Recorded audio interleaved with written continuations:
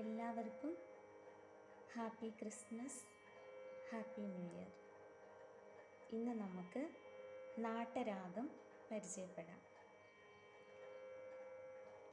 36ാമത്തെ രാഗമായ ചലനാട്ടയിൽ ജന്യമായിട്ടുള്ള രാഗമാണ് നാട്ട.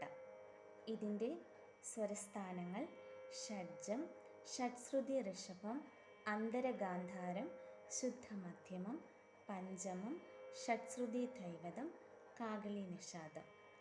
പ്രധാന ഘനരാഗങ്ങളിലുള്ള ഒരു രാഗമാണ് നാട്ട. വളരെ പ്രാചീനമായിട്ടുള്ള ഒരു രാഗമാണ്.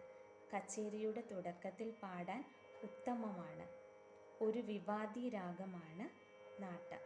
രീ, ധ എന്നിവ ദീർഘസ്വരമായിട്ട് ഉപയോഗിച്ച് വിവാദി ദോഷം അകറ്റുന്നു. മധ്യമകാല സഞ്ചാരവും താനവും നാട്ടരാഗത്തിൻ്റെ സവിശേഷതകളാണ്. പ്രഭാത സമയത്ത് നാട്ടരാഗം പാടാൻ ഉത്തമമാണ്.